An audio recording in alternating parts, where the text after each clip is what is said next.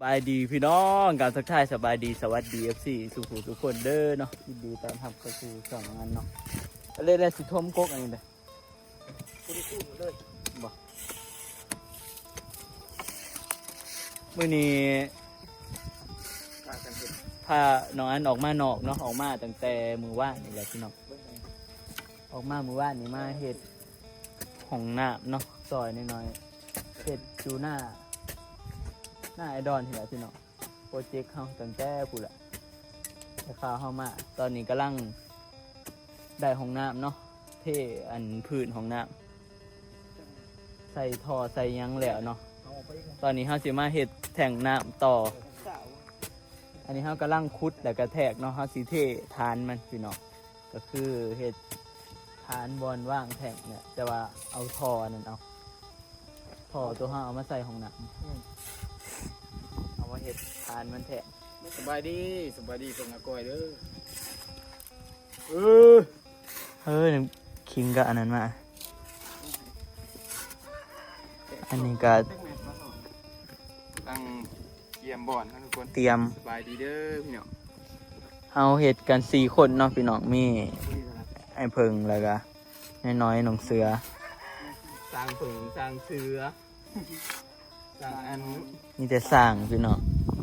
เดี๋ยวมาถามเบิ่งว่าสิเป็นใจพวกเฮาเฮ็ดสิพาไปเบิ่งเบื้องหน้าจะหน่อยตัวเฮาเท่ไว้จังหน่อยสิย่างภาพพี่น้องไปเบิ่งแต่อันนี้เบิ่งบ่อนนี่ก็เฮาสิเท่เป็นสี่เหลี่ยมง่ายๆเนาะสี่เหลี่ยมแล้วก็เอาแปะออกเอาแปะเนาะเอาแปะนั่นแหละมันจะมาเราขอถึงเมื่อเอาอันนั้นเอาเล็กสปาไปกันน้ำเทียงน้ำดิน้ำเทียงได้ป่ะน้ำเทียงไปเรื่องเนาะ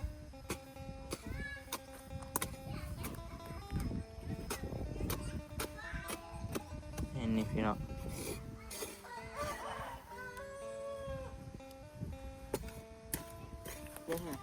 สิพาพี่น้องมาเบิ่งอันนี้เนาะมาเบิ่งท่อห้องน้ำเฮาที่เฮาเฮ็ดไปมื้อวานนี้พี่น้องมื้อวานนี้มีปิดท่อนี่เนาะนี่ปิดเบื้องเถิงมันนี่ปิดบ่ให้มันมีบอลกินออกมาแล้วก็ท่อเฮาก็ต่อท่อนี้นี่เป็นท่อต่อกับโถส้วมหั่นแหละอันนี้เฮาเทวังกี้นี่พี่น้องเบิ่งดิยาสิพาเขาไปเบื้องหน้าพุ่นเทแล้วบางย่านี่ได้พี่น้องแล้วบางกี้นี่หากระเทแล้วเนาะเทแล้วไม่เอากลับไปเฮ็ดอันนั้นต่อแหละนี่มาเบื้องหน้าว่าเป็นจะไรเนาะเที่ยวเทไปนี้ปูนยังเปียกดูบางทีอันนี้มันเทไปบางย่านี่ซอยกันเทพี่น้องนี่บ้านนั้นบอนใส่โถส้วมที่เฮ็ดแบบนี้ก็เพราะว่าเฮาบ่ได้ขุดลงหลุมเฮาก็เลยต้องเทขึ้นเนาะตอนแรกเขาจะเฮ็ดเพื่อนตัวนี้เที่ยงตัวนี้นี่เขาจะบ่ได้วางแผนว่าสิเฮ็ดห้องน้ำอยู่ไหนเนาะเขาบ่ได้วางท่อเฮามาเฮ็ดห้องน้ำอยู่ไหนเฮาก็ต้องวางท่อใหม่แต่เฮาบ่ได้ขุดมันต้องขุดหลอดข้านอีกมันยากพี่น้องก็เลยเฮ็ดแบบนี้เด้อซะนี่เทขึ้นมาบัดข้างนอกมันนี่ก็ถ้าเป็นปูกระเบื้องก็สิยกขึ้นมาอีกแค่น้อยเนาะพี่ได้ห้องน้ำหอดพี่ได้พี่น้อง2 เมต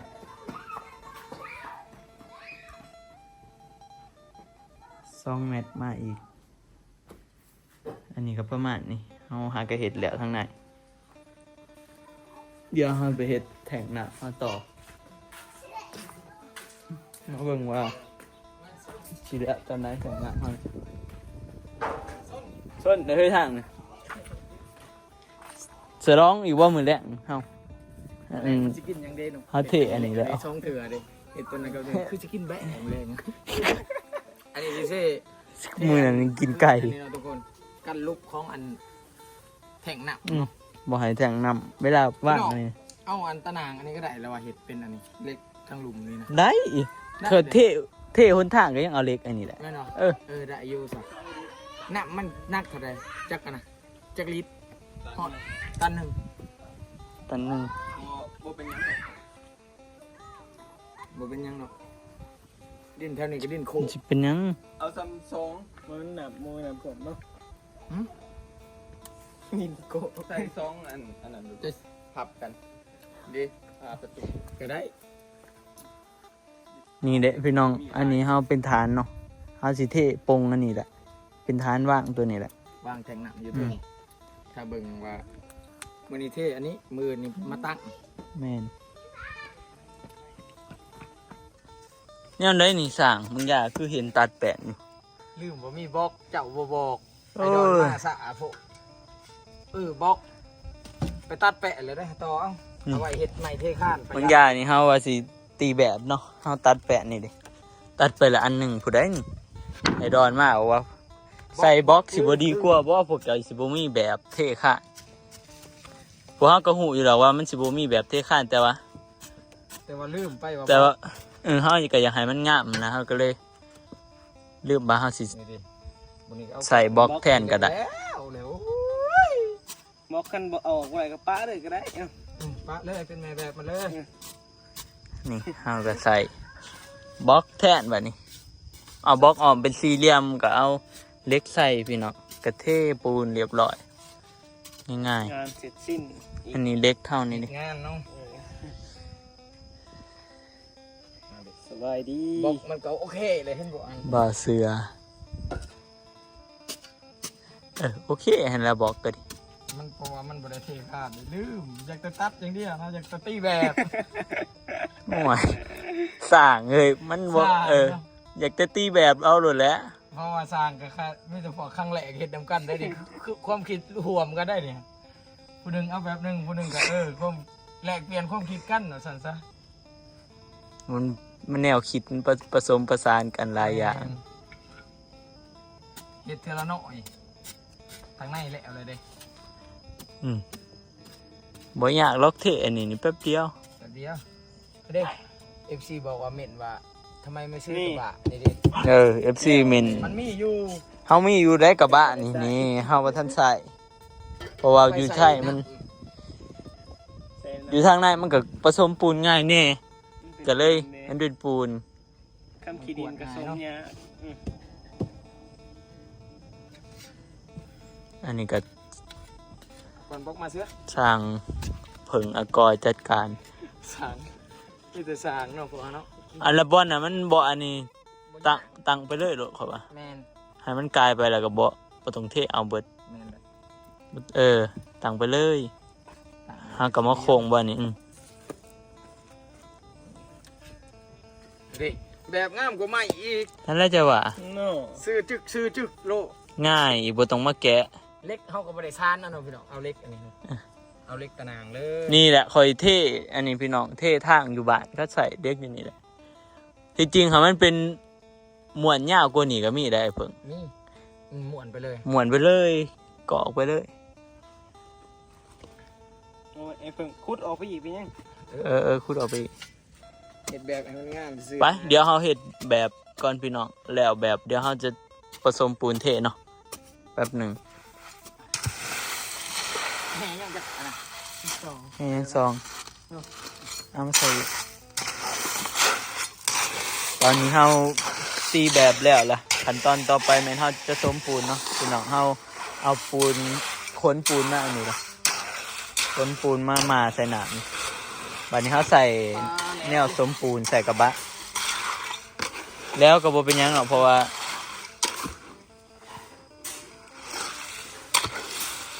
มันอันนี้น้ำปูนมันก็ซึมลงฝืนมันเบิดแล้วแล้วค่ะอันนี้มันแล้วปวดกับบ่ได้เนี่ย ยืดอีกนิดพอหนักลายพวกละ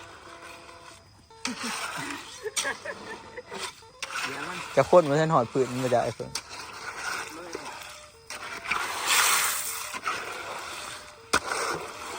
ลายเนาะ ได้ไหม เด้น้ำเทียงมัน บ่นำเทียงทรายยาเราพืชนิดหน่อยนะ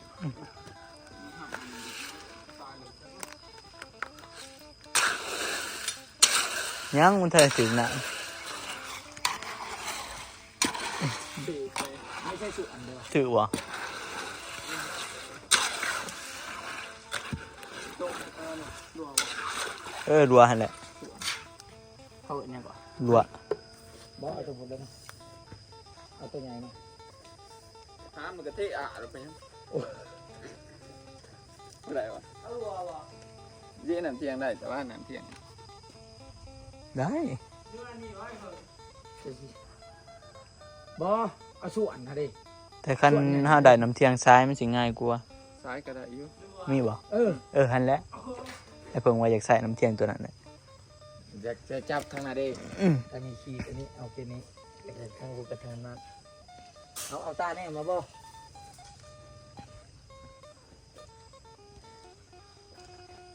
นี่ดิเอาอันนี้ดิมาแปะไปสิดิ มันก็บ่คืออันนั้นได้เลย ยามันนะ บ่คือห้าไม้สี่ทิศ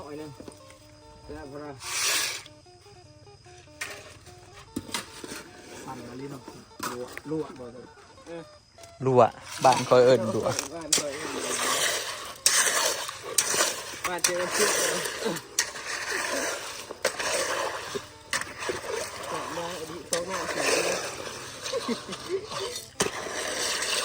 ขั้นนวดใส่มาถึงบ่น้ำปูนแบบ ที่ทอกทีมยังทอกใส่หันนะ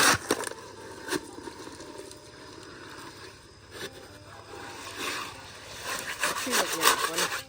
ง่ายเลยง่ายมันบุกไปใส่เนี่ยเตียนหัวใจนะ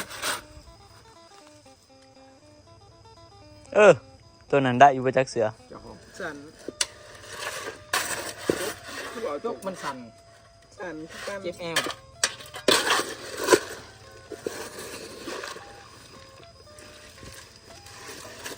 จกมันหน่อยปวดไป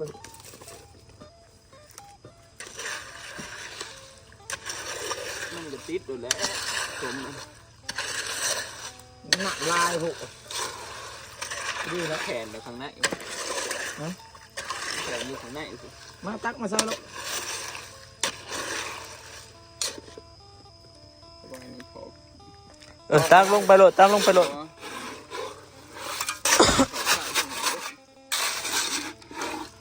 ผสมแบบผสมเนี่ย ไปกวดผู้เจ้า หัวใจ เลี้ยงมาเกิด กดจนกดที่เป็นเนี่ยนี่วะ ปูนมันอยู่ลุ่ม นี่แหละวิศวกรมาอยู่แล้วเป็นเนี่ย อันนี้วิศวะอันเด้ ผสมปูน ได้อยู่เจ้ากวดก่อนนะเอามาจกเกี่ยงให้ได้สาวิศว ปราก ร ฏมันยังบ่ทันเต็ม บอกเกี่ยงก่อน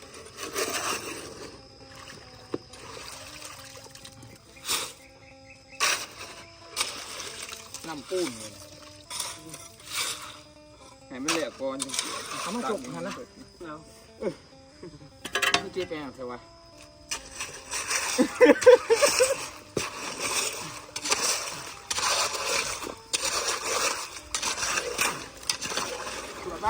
แบบนี้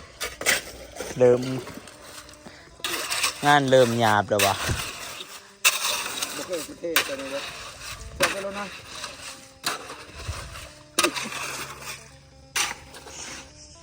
หน่อย ใช้ปูนจักขุจักหยัง สาม 3ขุ แม่นบ่ ก็เครื่องสอบเนาะสอบเหลืออันนี้ สอบหนึงมีหก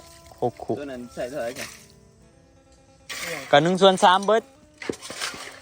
แง่ใส่12เอากระขู่มาไปเอาข้างน้ำปุ้งเข้าไปเลยมั้ยนั่น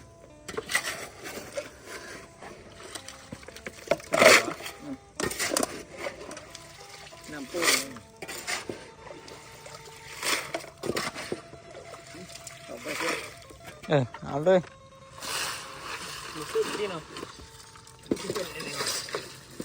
เดปูนได้บัดนี้อยู่หลุม เพราะว่าปูนมันอยู่ลุ่มเด้น่ะ เด้เนาะหนักหลาย เออ เด้มันเดิมมีปูนไงนี่ มันดูมันมี2 บาทกันอีก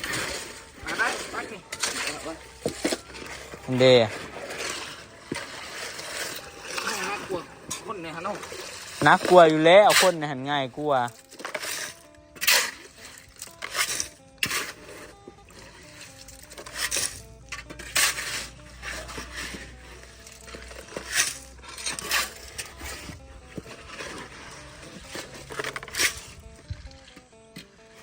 น้ำลายมีเบิ้ง10 กว่าทัน ไปเดี๋ยวเขาเทเขานี่ก่อนพี่น้อง ถามเบิ่งหน่อย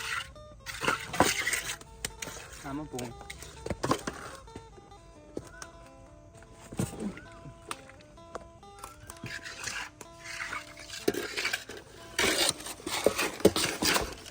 ยี่สิบวันแล้วตอบ1อะไรเลยเฮ้ยมาทำอะไรตั้งใจยิงดิ จริงๆหันตรงสอบหนึ่งเนาะพอดี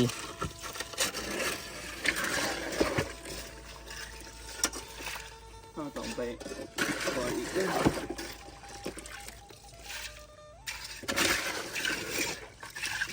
พอเพิ่มอีก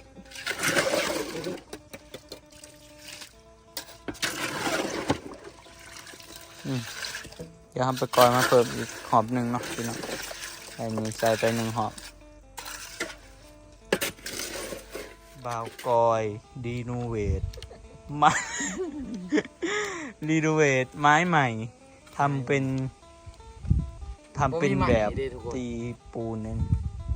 ก็เลยว่าเห็นก็สิเอาซะ ไม่มันแตกพี่น้อง บ่มีใหม่ เอ้อ ต่อ บอกมีใหม่แล้วเขาเอาใหม่มาหาใหม่มาต่อแค่นี้ เฮาสิเฮ็ด หน้าตัดสันต่อบ่พอ ซื้อ เนี่ยตัดสันต่อ เฮาตัดสันต่อบ่ บ่พอซื้อไหม ต่อเข้ามาอันนี้แบบเทข้าม บอยเนี้ย มันสั่นเลยเป็นเบิดเนาะ ที่จริงแล้วเป็นช่างผสมปูน แล้วปลอมตัว ปลอมโตมาก ปลอมตัวแล้วเห็นเป็นทุกอย่างอะดีเด้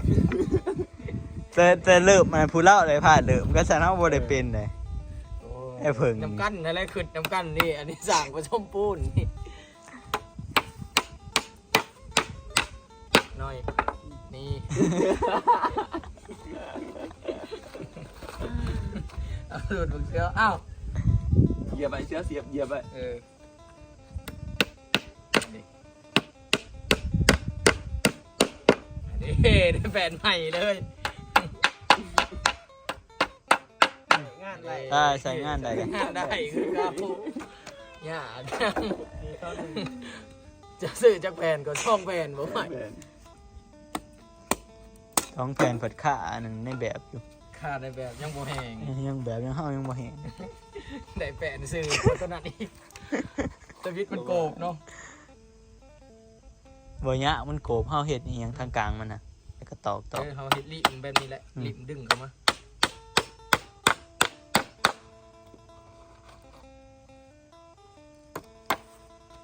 อันนี้เฮาหลังจากที่เฮาเทอันนั้นแล้วเฮาก็มาเฮ็ดแบบสิเทอันนี้ต่อปูนยานปูนมันเหลือพี่น้องปูนที่เฮาไปเฮ็ดเทนะก็เลยเอามาเฮ็ดอันนี้ต่อซะเทคัดนะ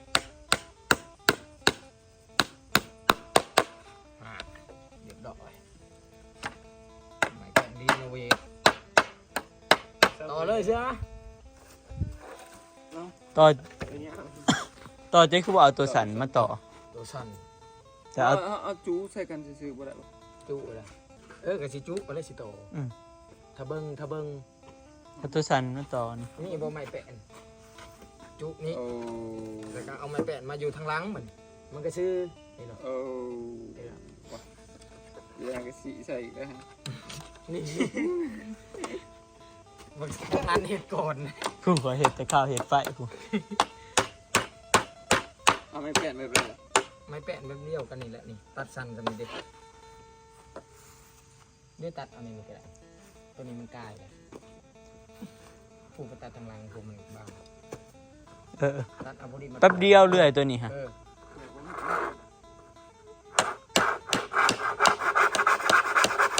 ไม่มันยังเป็นเลยมันถึงแดดมันโก๊ะ แม่นแหละ เนาะมันตากแดดเด้ มันตากแดด บางนี่ แล้วมันกับบาง กูย่านเคยสิถ่วงข้านแล้วข้านเจ้าขึ้นเป็นเลยนี่ดุ้งออกเลยถ่วงโบก ๆไปเดี๋ยวเขาต่อใหม่แล้วเขาจะไปตีแบบไปเทะนะครับต่อ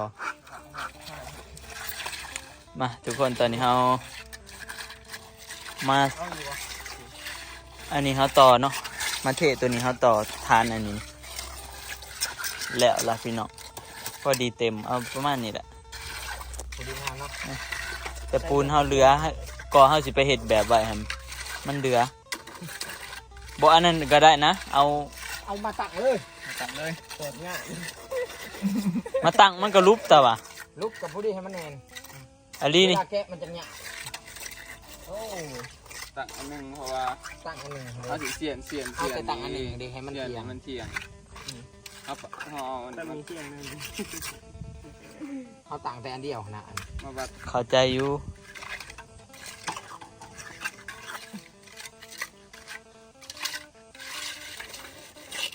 ภูมิปัญญาชาวบ้านเงินบ่ปักคอย จุดเริ่มสร้างได้เดี๋ยวพุ่มปัญญาสร้างได้นี่ ว่าแม่นหรอ เออ มีภูมิปัญญาชาวบ้านวันนี้ สร้างได้นี่โหเป็นสร้างต้นโตเลยยูทูบเบอร์ก็เป็นสร้างก็เป็นเลยระดับนี้เขาต้องไปหับเมาได้เลยจังนี้ได้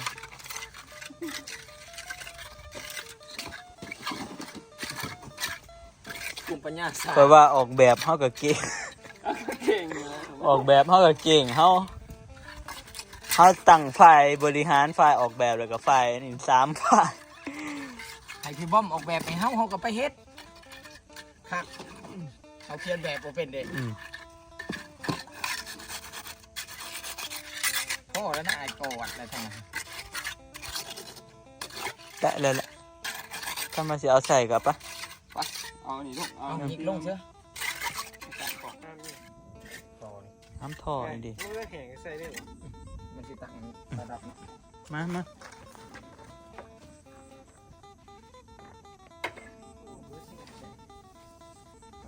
ไปบนปักดูกับเสือ ใหญ่เนาะทุกคนเนาะ เอามันออกไปก่อน น้ำนี่นะน้ำต้องเต้นเอาครับ เอาตุกไปอีกนิด เอานึง ไม่ เดี๋ยว อย่าเห็นแต่ลุกมือเด้อเฮ้ย จับเพิ่งบ่หรือจับ จับลุมก่อนก็ได้จับลุมแล้วไปกุ้งหยาบได้ไหม จับเพิ่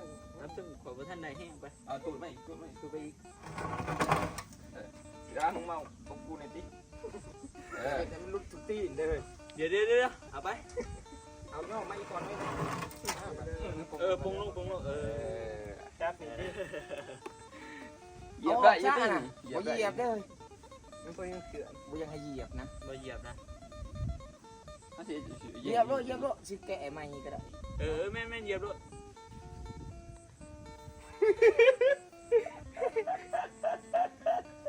มาเหยียบรถแช่ปูนเท่าเรือไหนย่อไปนี่เลยไปได้นี่ ย่อนี่มันได้แห้งกลัวย่อลุ่มฮะ ย่อหน่อย เดี๋ยวก่อนนะ ย่อลุ่มนะ อย่าดุมเนาะ ย่อ ไป เรื่อง ก มั วน ด บ่ ไป ได้ เลย แห้ง ไปปุ้งลงเลยนะเอาลงนี่ก็นะเอาออกงานมักซิดา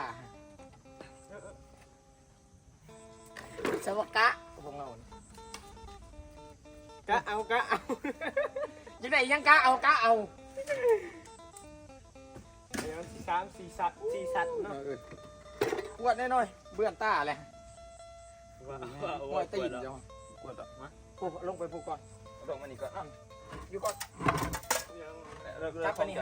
นะจับลุ่มพี่ จับตุ้มกันเลย อย่าไปเอาออกไปบลอดไว้แน่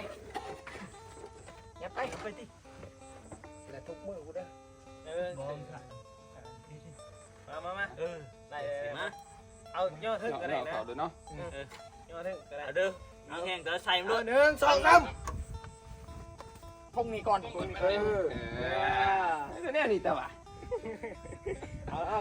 หยุดก่อนนิดน้อยเดียวเด้อน้อยเดียว1 2 3อย่าปุ้ง อย่าปุ้ง แต่อย่าปุ้งเอาไปอีกเอาไปอีกนะจะขึ้นไปทางขึ้นยามันนั่งขึ้นได้เอาหนึ่งเรียบร้อยเบิ่งก่อน ยังว่าเอาไป ยั อี ง ก ไป วะ อีกหน่อยหนึง ไปอีก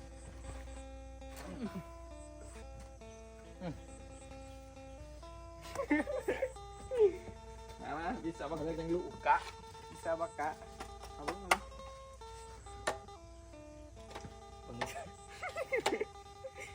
โอ้มาทางนี้ได้เด้อนั่งทางนี้สูงทางนี้ต่ำ วิศวกะเอาทาง ทางนี้มีพอดี วิศวกะอันนี้ไปจะสีตามเบื้อง นี่ว่าไรทางต่ำคือเก้านี่ได้ป่ะ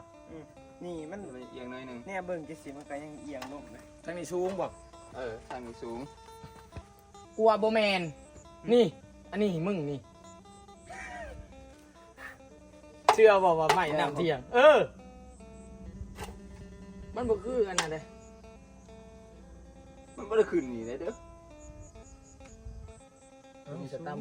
ตรงนี้สูงบ่เปลี่ยนบ่ เสียนใจห้องมันบอกอันเนี้ยมาห้อง เราคีน ตัวใด เราคีน คีนมาห้องมัน ขี้นครับหรือว่าเสียนมันลง คีนไม่หน่อยก็ได้ที ถ้ายับจริงๆนะจุดต่อยกันนี่เอาแล้วแต่ เอาคีนไปยัง เอาต้องยับก่อนยับอะไรจะเอาคีนเอาเบื้องได้เหรอลูก เบื้อง เบื้องนั้นบอก เดี๋ยวสูงได้น่ะน้ำไหลไปทางนั้นเลยแม่นทางหน้าต่ำบอกทางนี้เบิ้งเอามานี่สิเบิ้งเดี๋ยวมันบ่ได้นี่เนาะมันต่ำนี่เนาะมันต่ำขังนี่เนาะถ้ามันต่ำ น้ำมันก็ไล่ไปเบื้องด้วย มันก็ได้ตัวของมันสูงเบื้องนี้สูงเบื้องนี้เนาะตามเบื้องนั้นนะเห็นบ่ตัวนี้สูงมีเบื้องกระหูมันบริเหตุมาก่อนนะเป็นสร้างเป็นกรรมกรเข้ามันนะ เป็นส้มปูนเหรอ อันนี้ เอา นับ1 ถึง 3เด้อพร้อมกันเด้ออย่าเชียนแห้งเด้อ1 2 3เบิ่งดูหน่อย อะไรลุงนะฮะนี่ลุงเบื้อง เบิ่งดูดึงมันมามันบ่ได้เงียงแห้งนะเงียงน้อยเดียวเลิกแล้ว เอามา ว่าเที่ยงแล้วว่านั่นทางพี่สูงทางนั้นทางได้สูงบ่มันเที่ยงอยู่เหมือนกันบ่เอาคมแห้งทางได้สูงทางได้หูดีเด้อนี่พอดีแล้วปะ พอดีไม่ได้ดิ เบิ่งดูมันกระเป๊ะปานนั้นบ่เฮ้ยมันก็สิเป๊ะปานนั้นบ่แทงน้ำยังเสียน่ะอยู่ทางได้สูงตัวได้สูงแล้วมันแล่นไปทางนั้นเที่ยงแล้ว ได้ เที่ยงเลย เที่ยงเลย เอา2ข้างก็พอแล้ว แม่นั่น ดีข้างเด็ก เที่ยงไปเลยโอ้ เด็ก เอามีคลิปงานมันที่หอยตีน ไปสิไปเบิ่งอยู่ข้างในโอ้ยอยากให้มันงามเนาะ เพราะว่านี่คือว่าเฮาอันนี้ขึ้นตุ๊บเฮาเฮ็ดฝาตรงนี้เป็นห้องง่ายก็ได้ห้องลับ คือเวทห้องหนังอยู่นี่อีกเนาะขุดห้องหนังก่อนแล้วก็แทงหนังอยู่ทั้งถึง ได้เอดีเห็นได้ เนาะคือบอลเนาะก็ได้มีอันเดียวไงไปเหยียบมันจะได้ก็ได้สิเป็นยังคูนขึ้นไปเลยเจาะข้างหน้าแม่นแล้ว มีแต่เฮา ใช่ครับใช่ มีแต่เฮาเทขั้นครับมันเกิดแนวโคตรเด็ดตรงนี้มันมีใหม่มีเนาะโอ้พี่น้องเอ้ย บ่ด้วยบ่มานี่ตีแบบอยู่งกเลยบ่แล้ว บางอย่างนี่เจอง่ายตีแบบสะน้อยหนึ่งตัดผ่ามาคำกึ่ง เจที่จะถูกเลยนี่ พี่เบอร์พ่อมีในติ๊กต็อกค่ะ กลางตีแบบไปเบิ่งแบบตีไปเบิ่งแบบใช่ไหม เบิ้งสิว่าพี่น้องเบิ้งแบบเขาตี ใช้เวลาจักชั่วโมงแบบเฮา ชั่ นี่ วโมงน้องชั่วโมงไปชั่วโมงเลย อีกที่แบบน้อยๆนึงโอ้ยเพื่อสิตีแหละพี่น้องมันเฮาบ่เคยตีเห็นไหม แล้วก็ยันก้านสะดุ้ง การจะขั้นสะดุ้ง สะดุ้งแท้ถ้าเบิ่งเด้อจะถ้าเบิ่งเขาเห็นอะไรวะ จริงๆแล้วต้องอันนี้หนีบอีกมันหนีบพี่อีกบ่ให้มันดันออก นิกเขามันบุกแข่ง หนีบ โอ้ บ่แข็ง มาผ่าแต่ทำยิดเขาต้องมันตอกด้วยปูนี่นี่เข้าไปเบิ่งติ๊กต็อกมากไม่ไม่ได้เล่นโทรศัพท์เนาะไม่ได้เล่นโทรศัพท์เลยแล้วเขาฝึกอันนี้ ไว้ผิบ หัวคิดเนาะ บ่ได้แล้วกูสิถามแซตติ กูไปนั่งมาเบิ่งว่าสิเดะโดเดพอดีสิเดะโดเดเอาไว้ได้กระสะดุ้งออกก็คิดว่างุ้มของกระบามันสิเดะเด้เพราะว่ามันเป็นเรื่องเดียวเนี่ยเอากลับไปนั่งแล้วนั่งขานี่คือเก่างุ้มอ้าวใหม่ว่าตีกูจะเจ็บหัวเนี่ยเจ็บไปแห้งกุ้งเขาพับเลยตอนนี้โคตรเจ็บเลย ไอ้พวกจมหมกน้อย น้อย หมกน้อยเด็ดยังหวาหลินตัวจับเลยเพราะว่าตีแบบ งงอยู่ในโทรศัพท์ เพราะว่าตีแบบใส่กัน นี่แหละพี่น้องเอ้ยจนค่ำจนมืดมือนี้ เป็นบัตรเช็ดแล้วมากยังคือเก่าเลยเป็นบทเรียนเลยเป็นบทเรียนเลยเนาะ เป็นวิทยาอะไรดิไปขั้นตอนสุดท้ายแล้วเทนี่กันแล้วนะประมาณอีกจะคู่เอาจองมาอีกข้อ เอาซ้ำมันพอนี่ อันนี้เข้ากับท่านในแข้งสามพี่น้องพริกเข้าเหยียบไปน้ำเนย มันได้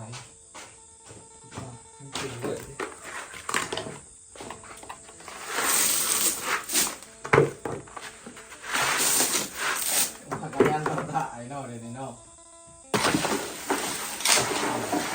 เป็นอะไรนี่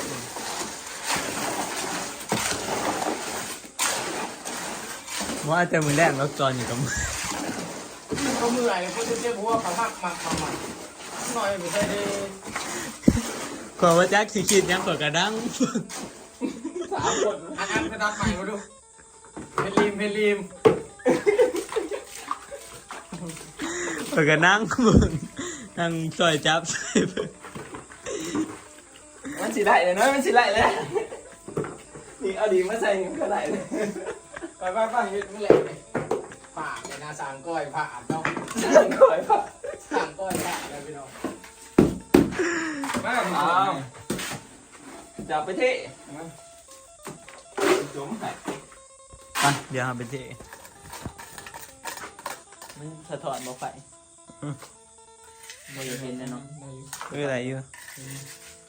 มาพี่น้องตอนนี้ก็เทข้านแล้วเรียบร้อยแล้วเนาะใส่เวลาบ่โดนดอกชั่วโมง ชั่วโมงละเอา2 2 ชั่วโมงเนาะขอยคิดว่าชั่วโมงหนึงแล้วอย่าง2 ชั่วโมงโอ้ยใส่เวลา 2 ชั่วโมง ประมาณ3 ชั่วโมงพุ่น 3 ชั่วโมง นี่ยังมุ่งเลย บ่เฮิงมื้อนึง 7 โมง 40 เอาเห็ดประมาณ6 โมง โอ้เพื่อสิแล้วพี่น้องเอ้ยตอนนี้ก็คือแล้วเนาะเป็นคำ 2 ชั่วโมง 2 ชั่วโมง เดี๋ยวบัดนี้เฮาก็สิได้ปิดคลิปไว้เพียงส่ำนี้แหล้วเนาะเดี๋ยวเอาไว้มาต่อกันมือหน้าเนาะ